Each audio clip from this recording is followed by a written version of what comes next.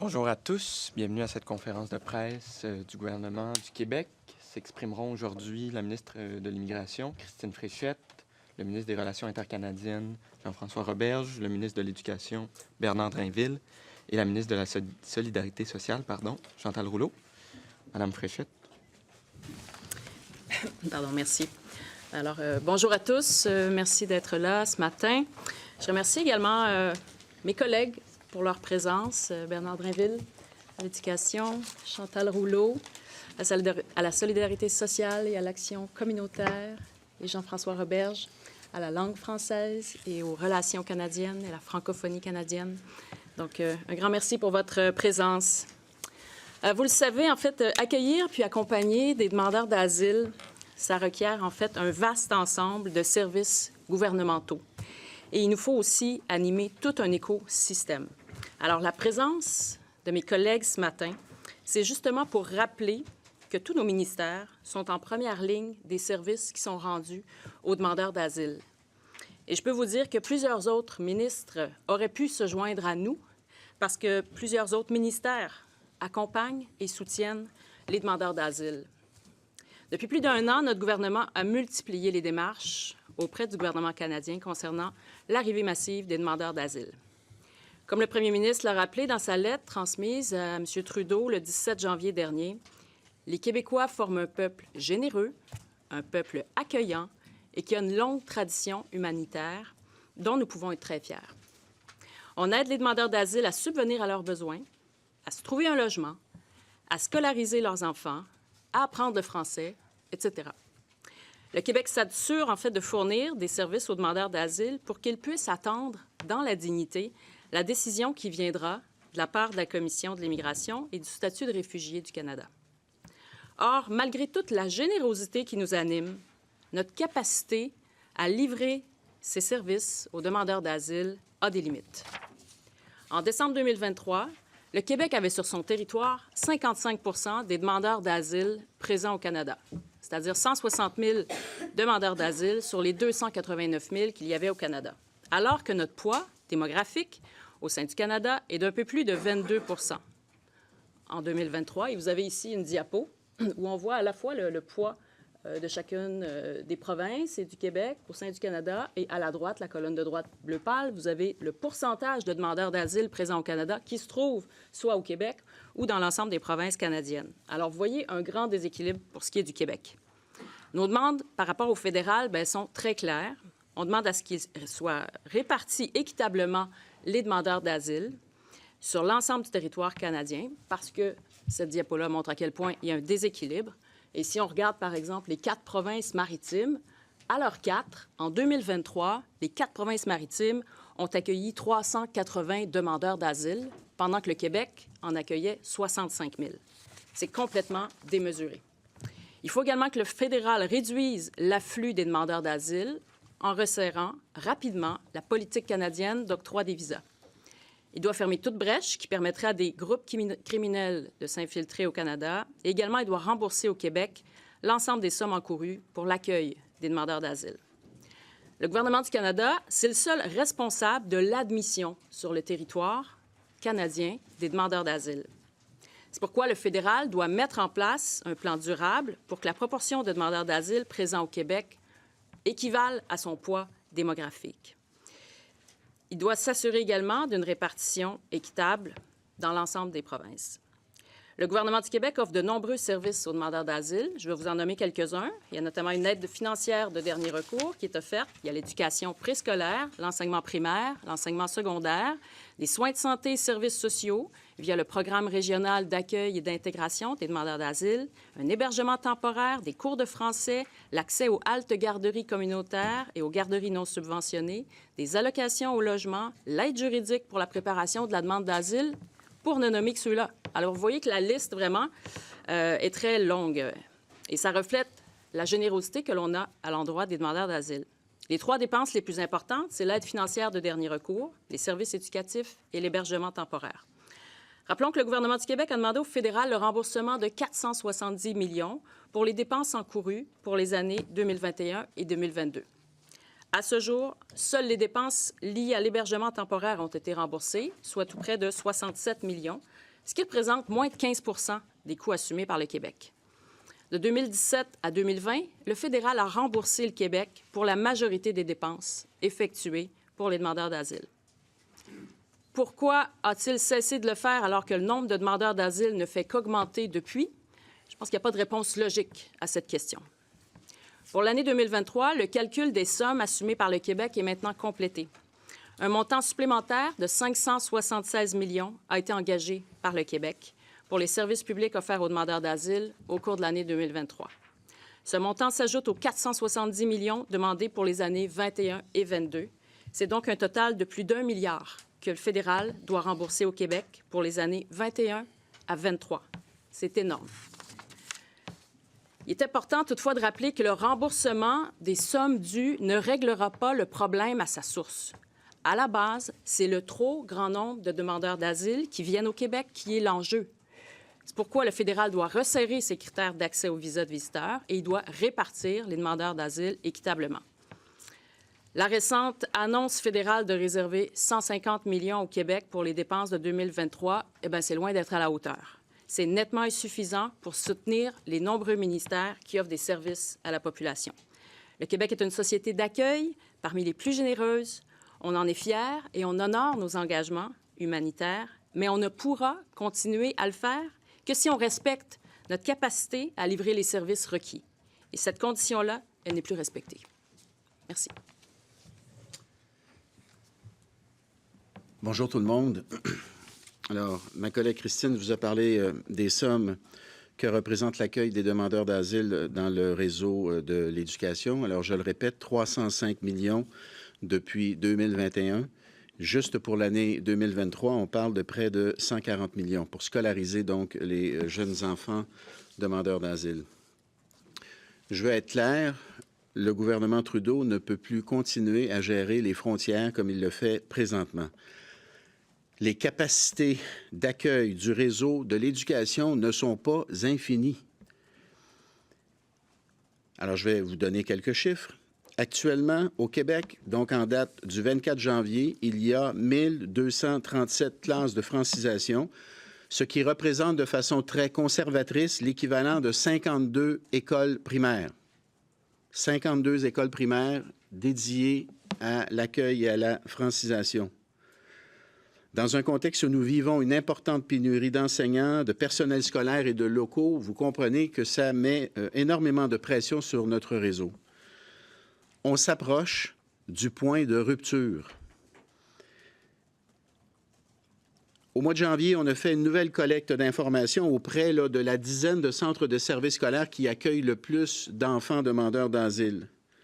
On nous a informé qu'entre 4 000 et 5 000 élèves seront à scolariser d'ici la fin de la présente année scolaire. Ça représente 250 à 300 classes de francisation, d'accueil de plus. 250 à 300 classes, c'est l'équivalent de 12 à 15 écoles primaires de plus. Donc, on en a déjà une cinquantaine. Et avec juste les enfants qui demandent à être scolarisés, là, c'est 12 à 15 écoles primaires en sus des 52 qui existent déjà pour la francisation et l'accueil. Ça, c'est avec les listes là, d'enfants à inscrire présentement. Là. Juste pour le Centre de services scolaires de Montréal, entre septembre 2023 et la mi-janvier 2024, c'est 90 classes d'accueil qui ont été ouvertes au Centre de services scolaires de Montréal. Ça représente l'équivalent de 4 écoles primaires. Le Centre de services scolaires de Montréal reçoit environ 80 nouvelles demandes d'inscription par semaine. À ce rythme-là, d'ici la fin de l'année scolaire, c'est 3 à 4 nouvelles écoles primaires qu'il va falloir ouvrir. L'équivalent de 3 à 4 nouvelles écoles primaires qu'il va falloir ouvrir pour accueillir et franciser ces jeunes enfants demandeurs d'asile. Donc, une cinquantaine déjà qui existent. Juste avec les inscriptions de cette année, c'est 12 à 15 de plus. Et à l'intérieur de ce 12 à 15-là, on a 4 juste pour le Centre de services scolaires de Montréal qui ont été ouverts de septembre à janvier et un autre 3 à 4 de janvier jusqu'à la fin de l'année. Et je vous rappelle, bien entendu, que chaque classe nécessite des ressources comme du personnel et des locaux. Alors, je le répète, on a atteint un point où on ne peut pas écarter la possibilité qu'éventuellement, on ne sera plus en mesure de scolariser les jeunes demandeurs d'asile qui nous arrivent. Et vous le savez, selon la loi sur l'instruction publique, l'État a l'obligation de scolariser ces enfants-là, mais la capacité du réseau, elle, n'est pas infinie. C'est grave ce qui se passe. On s'approche dangereusement du point de rupture et ça ne peut plus continuer comme ça. Puis je le répète, là, petite parenthèse, là, cette situation-là, ce n'est pas le choix des enfants. Les enfants subissent cette situation. Nous, on veut les scolariser. Puis c'est exceptionnel ce que le Québec a fait pour scolariser ses enfants demandeurs d'asile au cours des dernières années. C'est exceptionnel ce qu'on a réussi à faire. Mais là, ça ne peut plus continuer comme ça. La situation qu'Ottawa laisse perdurer depuis des années a un impact pas juste sur le personnel enseignant et sur les locaux, elle a un impact aussi sur les professionnels de l'éducation, les orthophonistes, les orthopédagogues, les psychologues, les psychoéducateurs, les éducatrices, le transport scolaire. Le fédéral n'en fait pas assez. Puis c'est pas juste une question d'argent, c'est important de le dire. Le montant qu'il nous donne pour couvrir ce que ça nous coûte ici au Québec est ridicule. Ça, c'est un fait. Il ne nous donne pas l'argent qui couvre les coûts de service. Mais ce n'est pas seulement une question d'argent, parce que rendu à la situation où on est présentement, on s'approche d'un point où nous n'arriverons plus à fournir les services aux personnes qui sont déjà sur le territoire québécois. Parce que nos ressources doivent se partager entre un nombre grandissant d'enfants.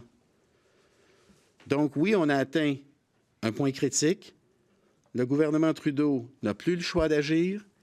Il faut qu'il prenne ses responsabilités et ça presse.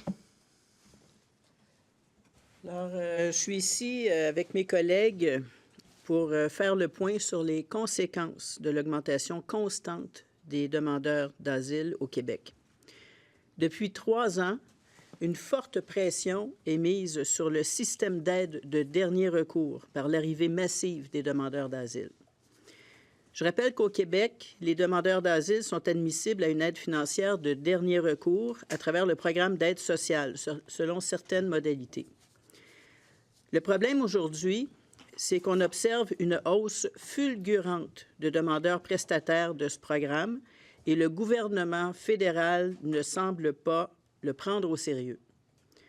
De juin 2022 à juin 2023, on a constaté une croissance du nombre de demandeurs d'asile prestataires d'aide sociale de 23 000 personnes. C'est donc qu'on est passé de 17 000 personnes à 40 000 personnes.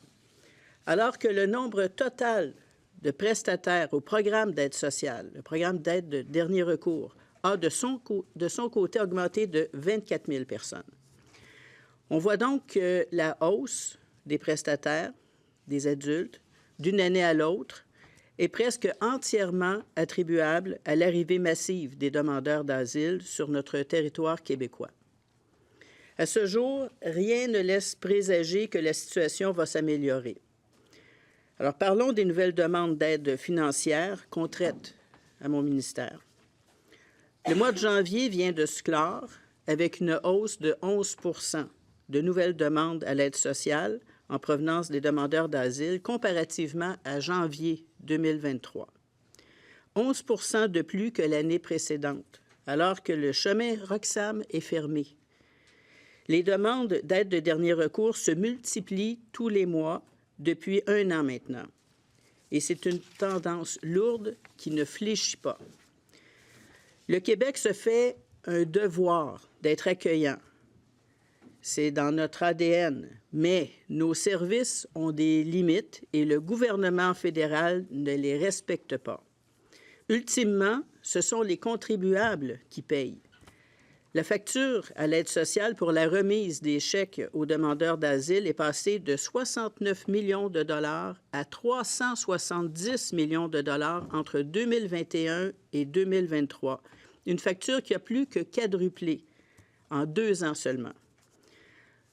Où serons-nous rendus l'an prochain si la politique d'immigration du gouvernement fédéral ne change pas?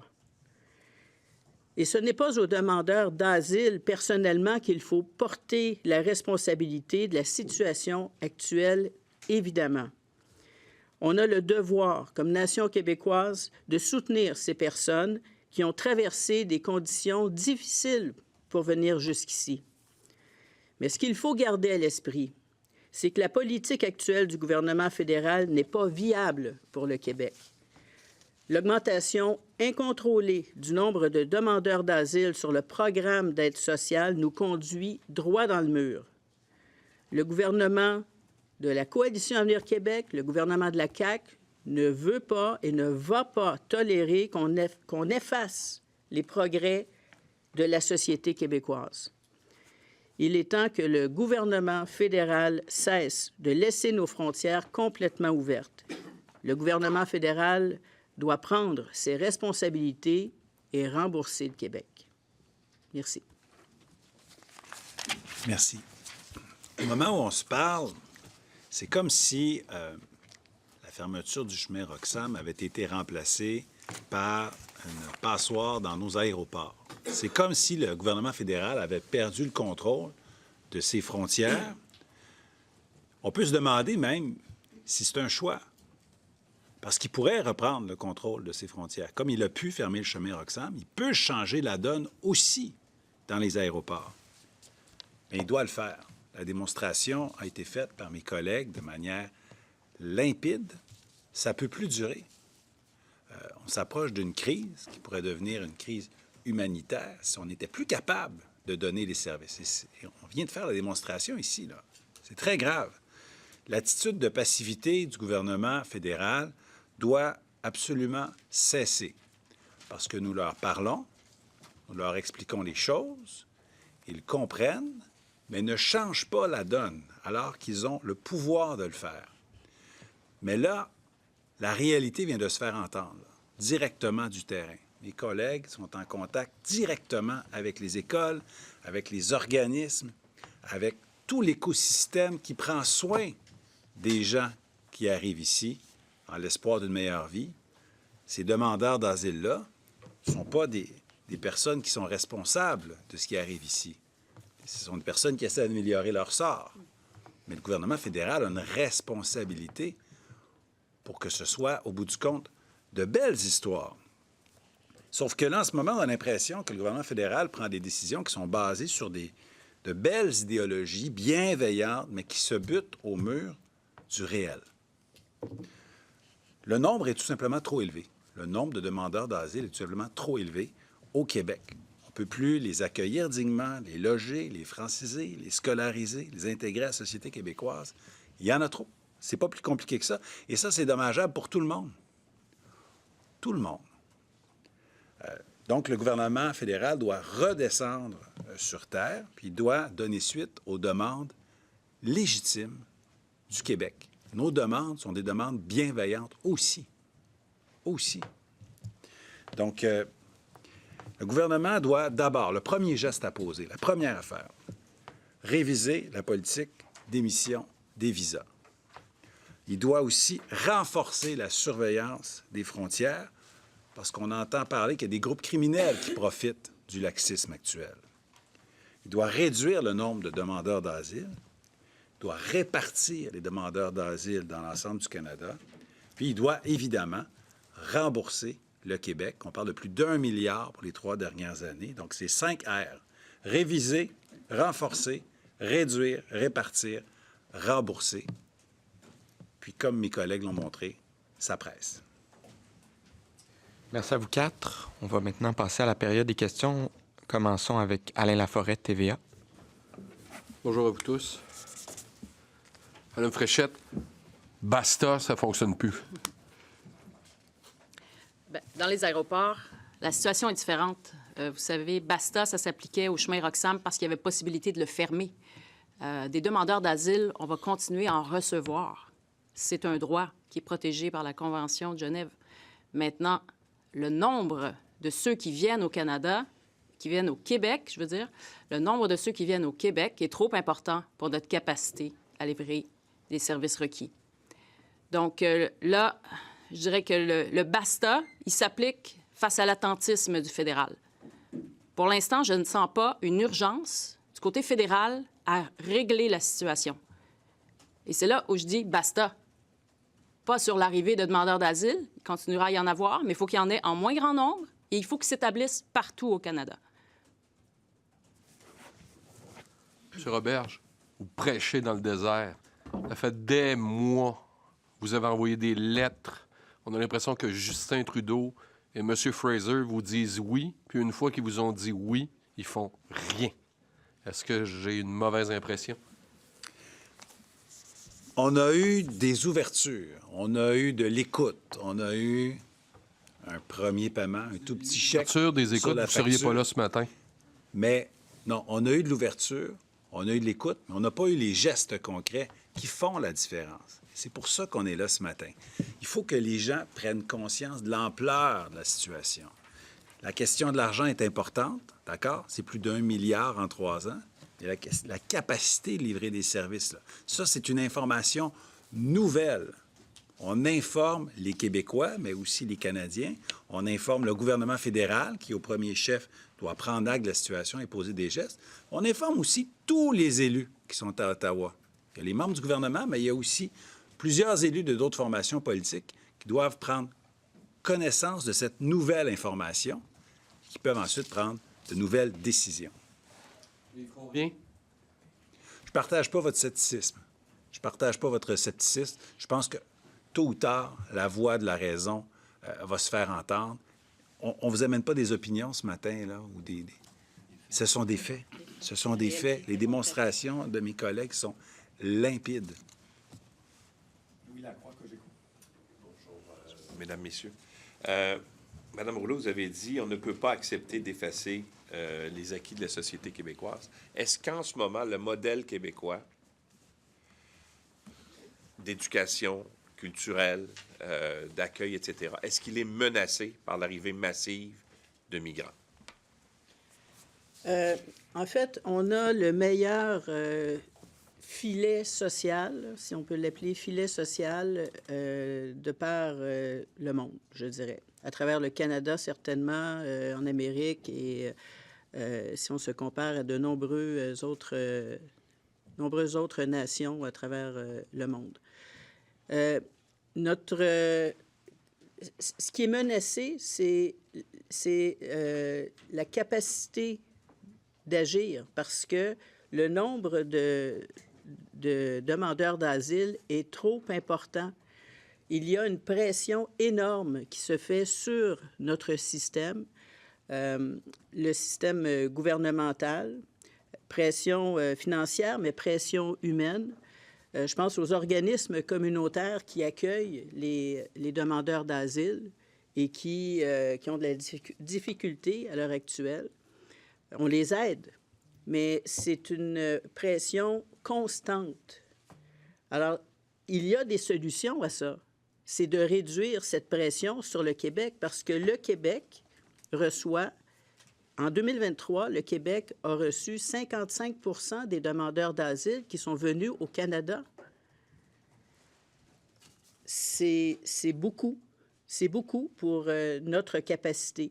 Alors, Je vais peut-être préciser ma question parce que ce que vous laissez entendre, c'est que l'arrivée massive de migrants qui viennent solliciter des services du gouvernement du Québec, ce que vous laissez entendre, c'est que il pourrait y avoir un risque pour le reste de la population de ne plus avoir accès à certains services. Comprenez-vous ce que je veux dire? Parce que là, on a un modèle là, qui est établi pour une population en général. Oui. Et ce que vous semblez décrire et ce que vous semblez dire, c'est que ne pas accepter d'effacer les acquis de la société québécoise. Oui. Ma question, c'est est-ce que ça met en péril les services qu'on donne à l'ensemble de la population? Ça peut nous amener à des difficultés si cette pression se poursuit, parce qu'à l'heure actuelle, par exemple, en décembre 2023, les demandeurs d'asile sur le programme d'assistance sociale, qui est l'aide de dernier recours, représentaient 29 de la population, des bénéficiaires là, qui sont sur le programme. Alors, et c'est beaucoup d'argent. C'est 370 millions de dollars. C'est de l'argent, c'est des ressources humaines qui doivent prendre soin de ces personnes. On veut les accueillir, mais la pression est trop importante. Et c'est le gouvernement fédéral qui ne respecte pas ses responsabilités. C'est le gouvernement fédéral qui doit s'assurer d'une meilleure distribution des demandeurs d'asile à travers le Canada. Les 4 provinces de l'Atlantique ont reçu 380 demandeurs d'asile en tout. On en a reçu 65 000. Il y a une proportion qui ne fonctionne pas. Alors, c'est le gouvernement fédéral qui doit prendre ses responsabilités. Ça, c'est clair. C'est très clair pour nous. Et c'est pas de refuser, puis on le dit encore, c'est pas de refuser d'accueillir des gens qui vivent des difficultés et qui doivent quitter leur pays pour venir ici. Puis ça a été compliqué, ça a été difficile. Alors, on veut les accueillir, mais là, la pression est trop importante. Et c'est inégal. Alors, on veut faire supporter cette pression sur, sur la population québécoise. Et ce n'est pas tolérable. C'est un peu connexe, mais M. Legault parle souvent de l'identité québécoise. Il faut protéger l'identité québécoise. Est-ce que l'arrivée massive de migrants menace l'identité québécoise? Ça pourrait arriver. Si on accueille plus de personnes qu'on est capable de loger, mais de franciser, puis d'intégrer à la société québécoise. Nous, on veut des histoires de succès. On veut des gens qui viennent faire partie de la grande famille québécoise, qui viennent y contribuer avec leurs différences, avec leurs accents, avec leur culture. Puis, l'idée, là, c'est pas de devenir multiculturaliste puis vivre les uns à côté des autres, c'est de vivre les uns avec les autres. On a toujours été une société d'accueil. On veut en demeurer une. Mais il y a une capacité d'accueil, une capacité d'intégration à la citoyenneté québécoise. Donc, oui, il y a des choses qui sont menacées. Il y a des choses qui sont menacées. Il y a des services qui sont menacés. Il y a une manière de vivre qui est menacée lorsque les nombres sont trop grands. Il faut le nommer. Patrick Belrose, le Journal de Québec. Oui, bonjour à tous. Je vais aller dans le même sens un peu que mon collègue, M. Drainville. J'aimerais vous entendre sur l'impact sur les services en éducation. Vous avez dit que ça se pourrait qu'on ne soit pas capable d'offrir le niveau de service adéquat aux enfants qui sont déjà sur le territoire. Qu'on en vienne à ce point-là. J'aimerais que vous décriviez un petit peu la crainte que vous avez. On ne veut pas en arriver là. Hein? Je veux que ce soit bien clair. Là.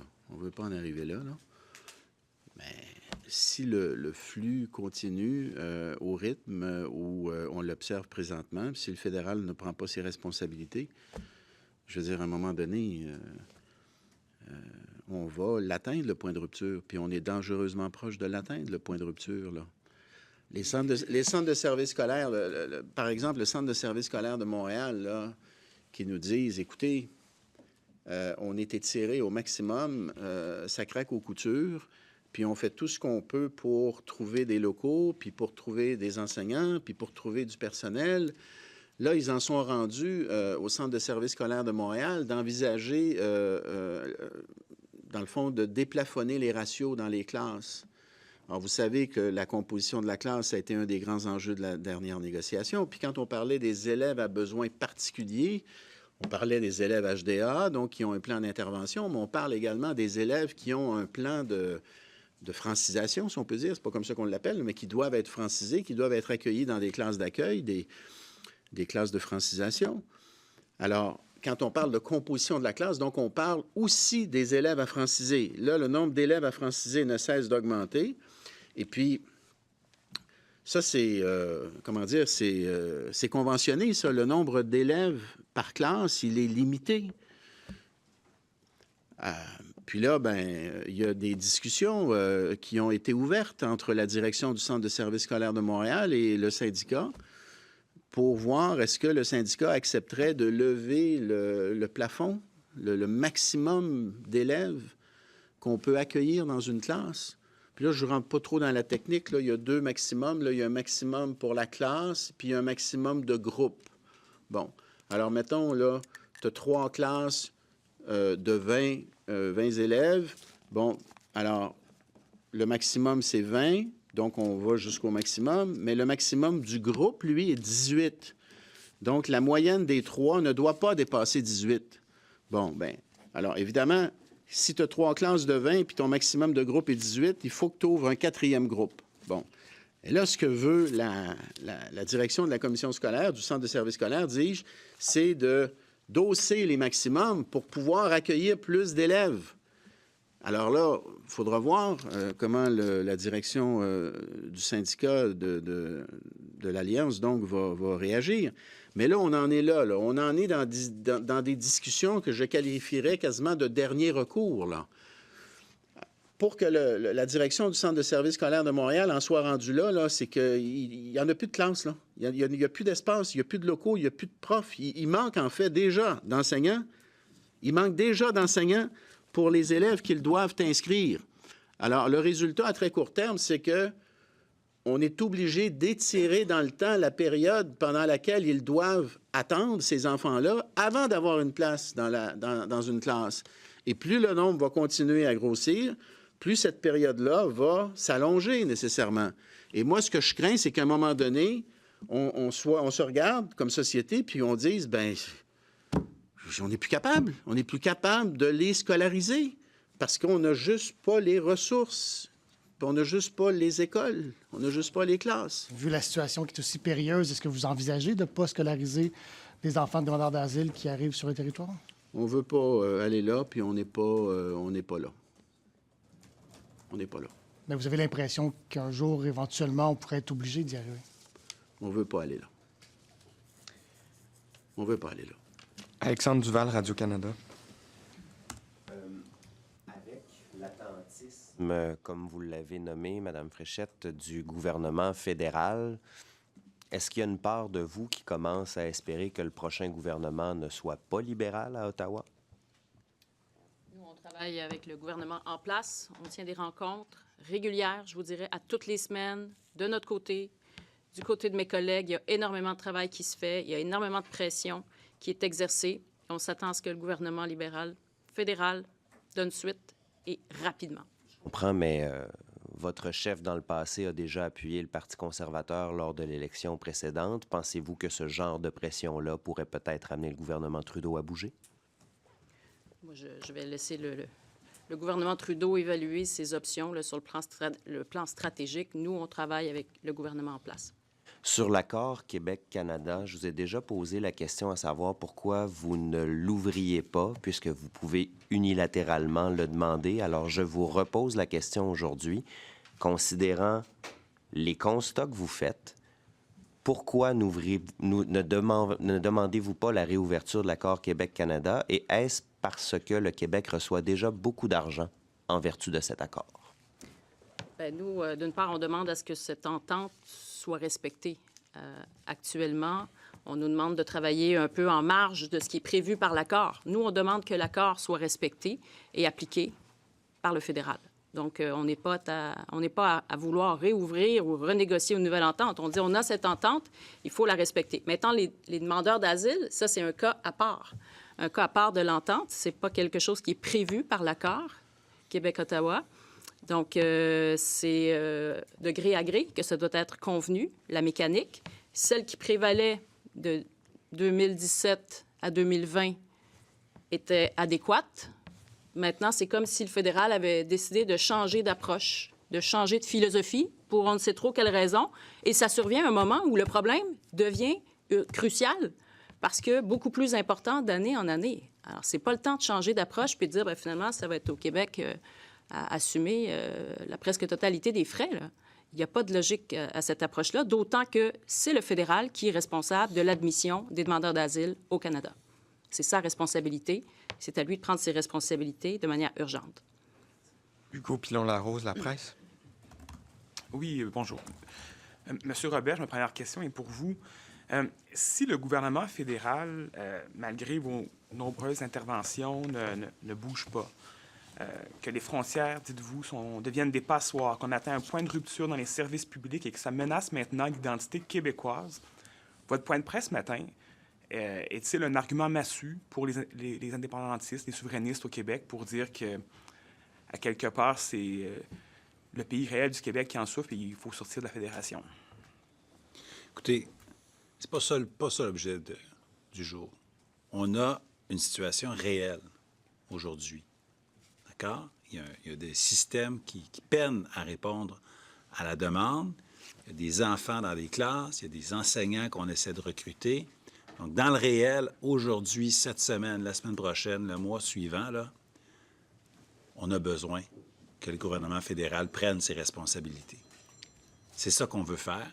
Tous les Québécois devraient faire front commun pour ça. Tous les Québécois élus ici à l'Assemblée nationale, tous les Québécois aussi élus au Parlement d'Ottawa devraient faire entendre la voix du Québec, devraient faire entendre la voix de la raison. Moi, j'ai confiance que ça va fonctionner. On a eu des exemples par le passé où on s'est fait entendre. Des fois, ça prend 2, 3 coups pour se faire entendre. Michel Rivard disait, les idées dans la tête, c'est comme les clous. Pour être sûr qu'elles pénètrent, ça prend quelques coups. Alors, voici un coup de plus sur le clou aujourd'hui. Je ne l'ai pas chanté. Mais le Québec dispose de combien de temps avant que les nombreux coups que vous donnez portent fruit? Parce que vous prédisez un point de rupture. Alors, dans combien de jours, de semaines, est-ce qu'on va l'atteindre? Bien, l'idée, c'est de ne pas l'atteindre. Oui, mais là, aujourd'hui, vous prédisez la météo. Là. Vous dites que dans le futur, il y a des gros nuages, là, puis il va y avoir un orage et point de rupture. OK, mais la tempête arrive quand? Écoutez, c'est pas moi qui dirige tous les réseaux, mais ce qu'on dit, c'est que c'est imminent et qu'on doit s'arrêter avant. Parce que je regarde un peu vos graphiques, là, on voit que le Québec et l'Ontario partagent l'immense, écrasante majorité des demandeurs d'asile au pays. Est-ce que ce serait le temps d'inviter l'Ontario à venir sur l'estrade avec vous? On a des discussions avec nos collègues des autres États fédérés de la Confédération. Je peux vous confirmer que nous avons des discussions avec les autres. D'accord, moi j'ai des discussions avec mes collègues, là, mais ouais. Où est l'Ontario? Bien, juste là au bord de la rivière des Outaouais. Mais plus sérieusement, je ne peux pas vous dire le moment où on fera exactement ou s'il y aura une annonce, mais je peux vous dire que dans le reste du Canada aussi, il y a une prise de conscience. Si on recule d'il y a 1 an, là, il n'y avait qu'au Québec qu'on parlait de ce qui se passait en immigration, du fait qu'on veut continuer de jouer notre rôle. C'est important de le mentionner. Là. On veut continuer d'être une terre d'accueil, mais qu'il y avait des enjeux avec le nombre et avec les coûts. Puis dans la dernière année, vous avez vu, si vous regardez là, ce qui se passe dans le Canada anglais, beaucoup de prises de conscience, de lettres ouvertes, d'éditoriaux, un changement d'approche, un changement de ton. Et je pense que bientôt, nous ne serons pas seuls à faire de telles prises de parole. Ontario, autres provinces. L'opinion publique canadienne. Merci, Bernard, tout à fait. C'est vrai. L'opinion publique canadienne a complètement changé. Ça se voit dans le ton des éditoriaux, des chroniques, dans les sondages. Donc, Ottawa ne peut pas être insensible à ce que disent l'ensemble des Canadiens. Thomas Laberge, La Presse canadienne.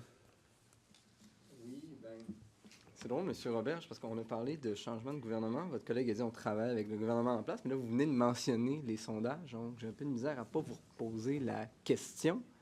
Donc, vous espérez que les sondages fassent pression sur le gouvernement fédéral? Je n'ai pas parlé des sondages par rapport à... Oui, laissez-moi une seconde. Je n'ai pas parlé du sondage par rapport à des intentions de vote théoriques pour des élections.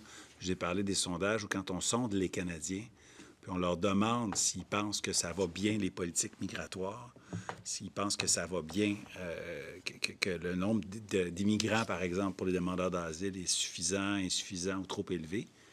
Beaucoup de Canadiens considèrent qu'il y a un impact avec les mauvaises politiques migratoires, notamment pour le logement. C'est de ça dont je vous parle.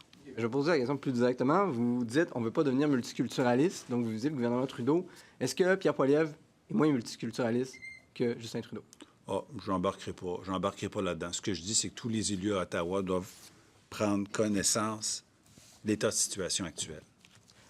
Madame Fréchette, on vous a posé des questions récemment un peu sur les discussions que vous aviez avec vos homologues. Vous ne sembliez pas être tout à fait sur la même longueur d'onde que le premier ministre.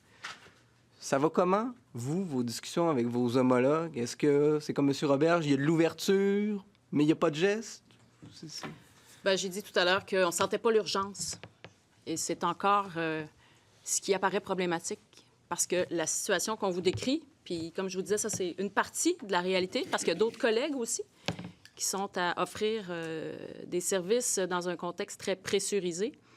Donc, le type de service qui est rendu crée une trop grande pression et on demande au fédéral d'agir de manière urgente. Et cette urgence-là, on ne la sent pas encore du côté fédéral.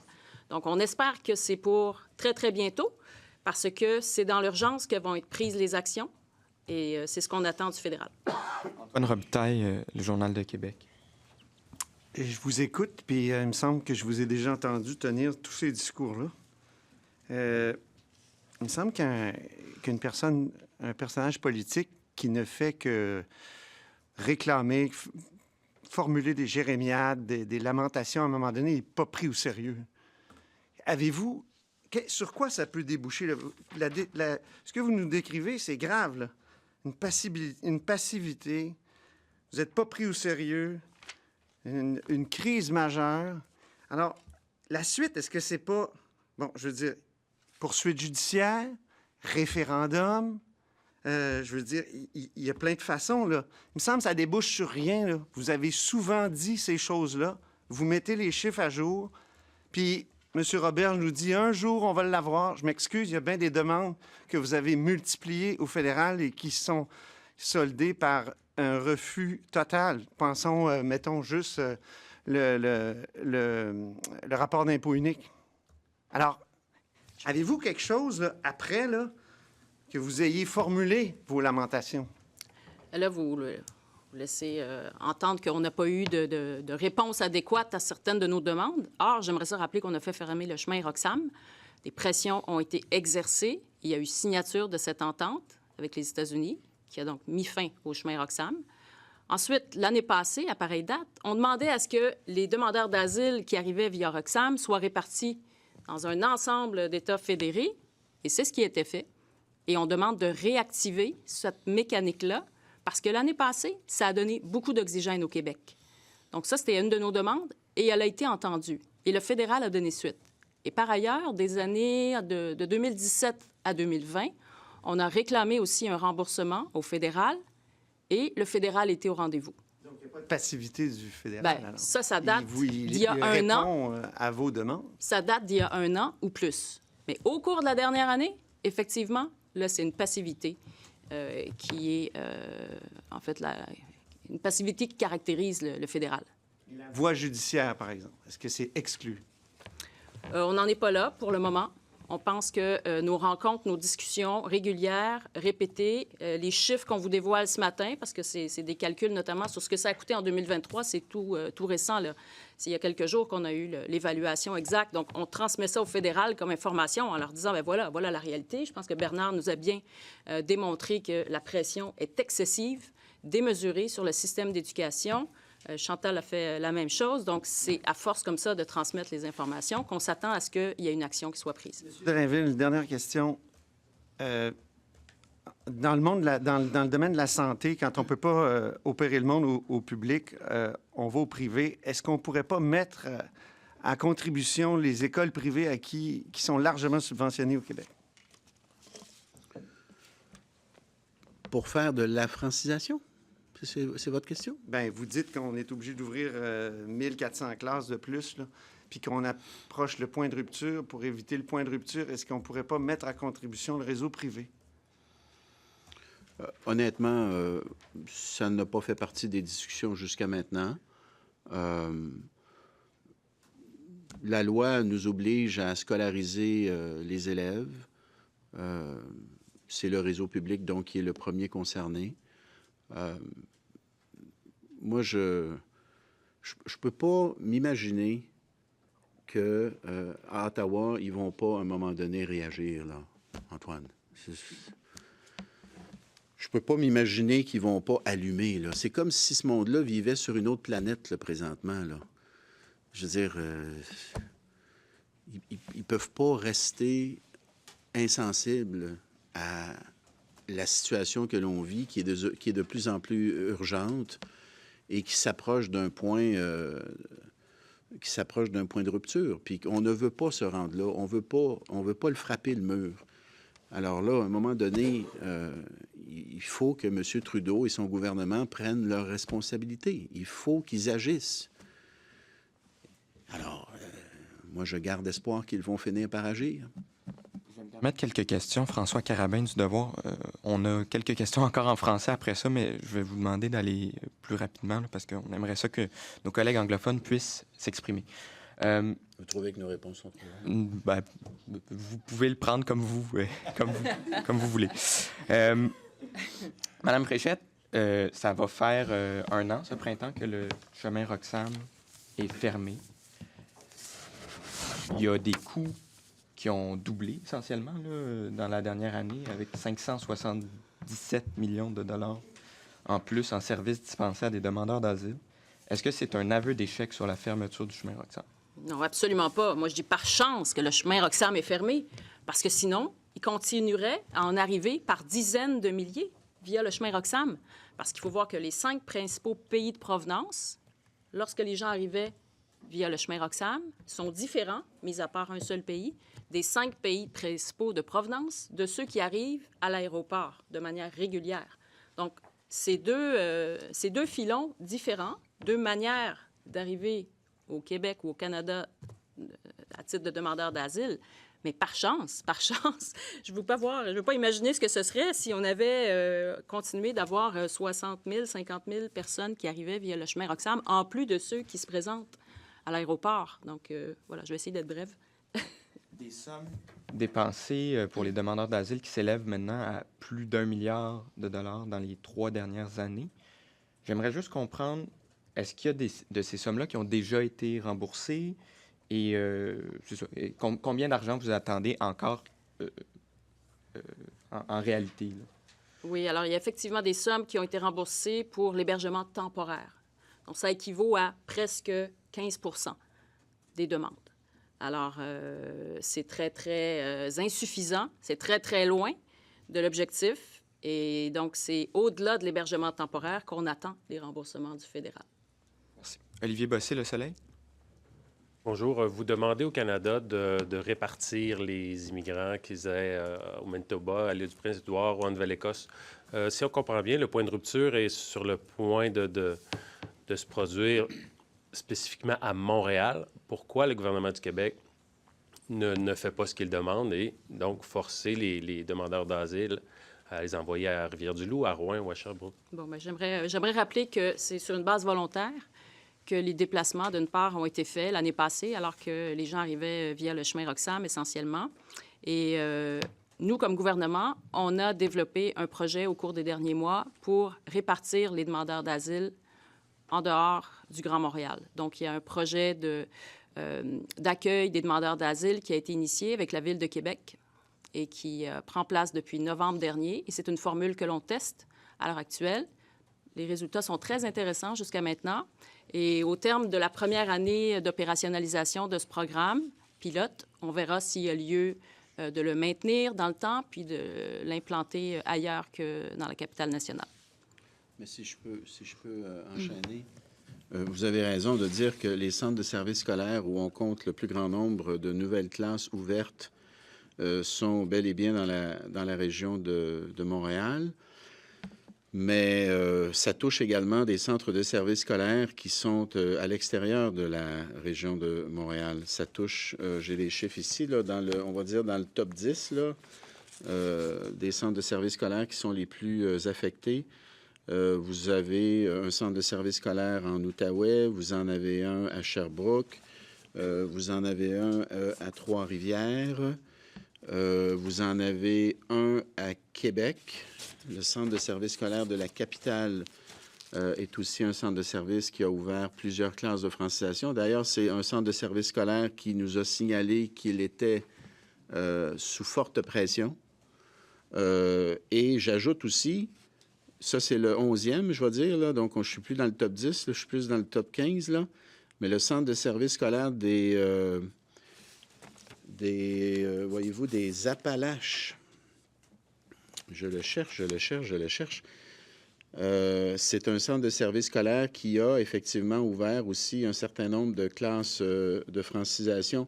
Tout ça pour dire que la francisation, ce n'est plus seulement qu'un enjeu montréalais. C'est un enjeu qui, je dirais, touche plusieurs régions du Québec. Robert, vous avez parlé de crise humanitaire. Pouvez-vous développer à quoi vous pensez? Quand on a de la difficulté à loger des gens, on a vu là, dernièrement que l'itinérance a augmenté à Montréal, mais dans plusieurs autres grandes villes, partout. Moi, j'habite sur la rive sud de Montréal. Mon comté, c'est Chambly. Il y a de l'itinérance à Chambly, il y a de l'itinérance à Saint-Jean. Je ne dis pas que ce sont que des demandeurs d'asile, mais on a un problème important de logement, on a un problème important de scolarisation. Donc, je pense que c'est de ça dont on parle notamment. On va passer en anglais. Phil Autier de Gazette. You've stated these requests before, and I was interested to hear your comment, Madame Frechette, that you find Ottawa's attitude passive, very passive. What is it going to take to wake them up to the urgency of the situation? You're now asking for $1 billion in expenses. What will it take to sort of get their attention, shall we say? Ottawa is embroiled in other issues these days, as you know. So what will it take? Well, I think that the current press conference is part of our strategy to inform the federal government of the situation here. I think he needs information, clear information, and we have many of these information to reveal this morning and to the federal government. And I'm confident that with that information, the federal government will end up taking action, assuming its responsibility, because it's the federal government that has the complete responsibility for the flow of asylum seekers in Canada. Why wouldn't you be asking for a meeting of the premiers of all the provinces, if the crisis is as big as it is? Why wouldn't you ask for that so that the top players are at the table? In fact, last year when we were at the summit of the crisis with Roxham Road, the federal government implemented a mechanism to make sure that asylum seekers would go elsewhere than Quebec. We simply asked the federal government to reactivate that mechanism. We don't need a big forum with all the federal government and provinces in Canada to discuss that issue. We know that the mechanism to make sure that people are going in all the federated states in Canada is part of the solution. And we don't need that kind of forum in the short term to take action. Cathy Sonnet, CBC. Mr. Roberge, you mentioned, you shared your fear for Quebec's identity with this increased number of asylum seekers. Can you describe what your fear is about? What do you see? Well, it's important to be able to accommodate everyone coming here in Quebec. It's important to have everything we should have to help them. They have a roof over their head, classes, education services, social services. We are generous, and we want to continue being generous. But if the numbers are too high, all this social contract is at risk. What Quebec's identity precisely? Can you clarify your point of view? Not just talking Quebec's about public services, but Quebec's identity. Quebec's identity is a part of our model, having social services, our way of life, be open-minded, be accommodate, be happy to bring new people here and listen to their stories and knowing them and learn from them and then they have to learn from us. But if the numbers are too high, this is not possible. We want to live together. Mr. Drainville, you shared your despair of not providing education services for those children of asylum seekers. But how can we make sure that your message is understood by Mark Miller, who lives in Montreal, who is a member of Parliament in Montreal, and who is the immigration minister? How do you explain that he doesn't get the message?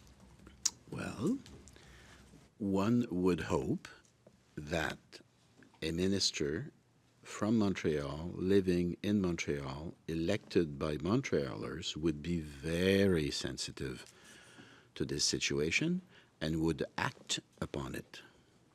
And this is what we're asking him to do. We're asking Monsieur Miller and the government that he belongs to act. So hopefully common sense and a certain wisdom will prevail. Juste pour préciser en français, est-ce qu'il est déconnecté, le ministre Miller? Ce que j'ai dit en français, c'est que il a été élu par des Montréalais dans une circonscription montréalaise. Ça lui donne une position très avantageuse pour être très sensible aux arguments que nous soutenons ce matin. Et donc, on espère qu'il va agir, lui et le gouvernement auquel il appartient. Global?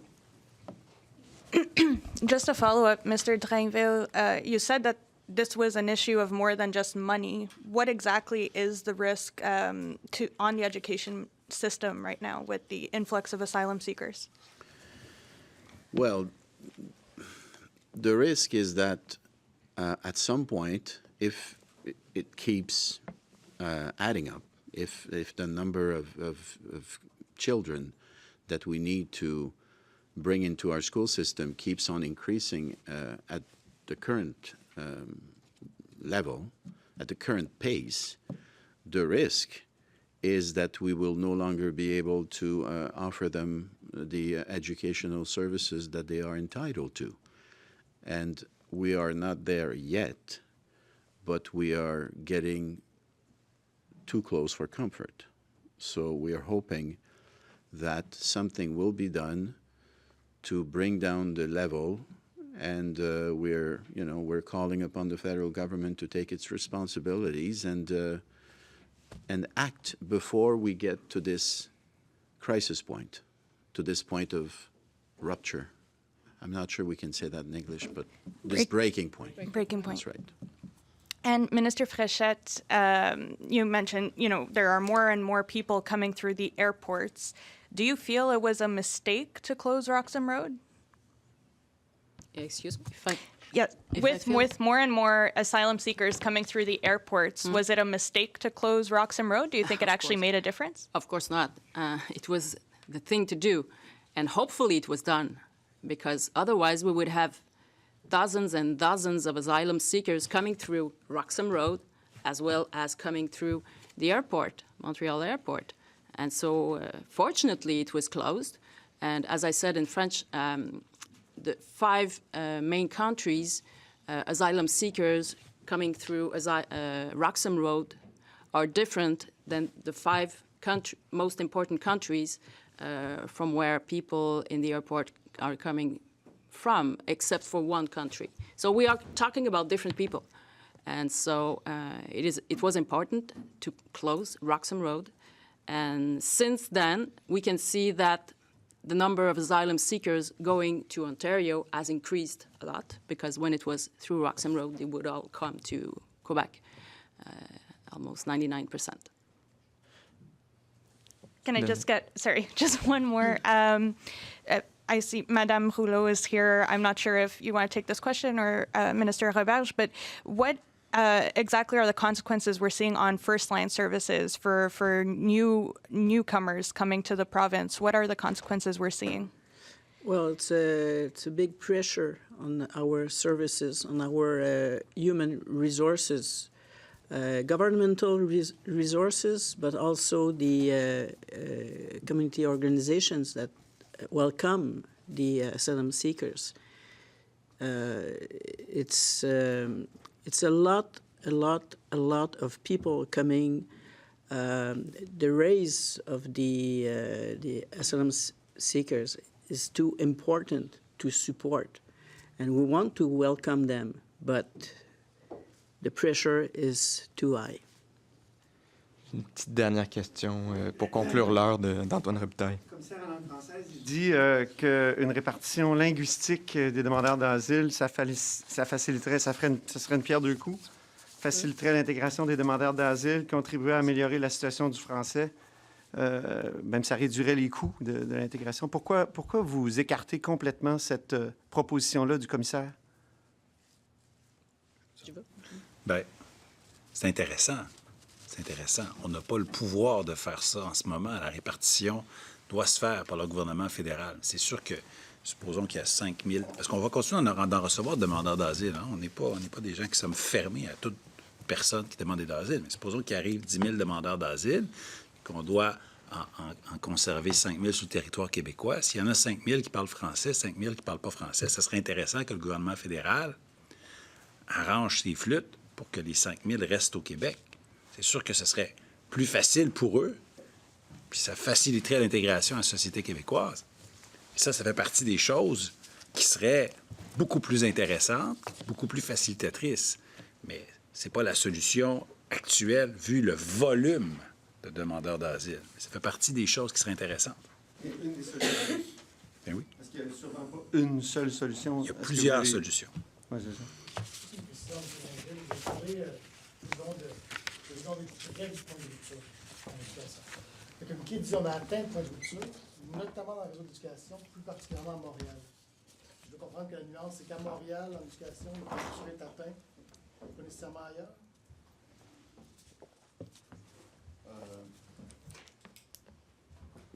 Je dirais que on est sur le point d'atteindre le point de rupture et à Montréal, on est encore plus proche de l'atteindre. Merci beaucoup. C'est ce qui met fin à cette conférence de presse.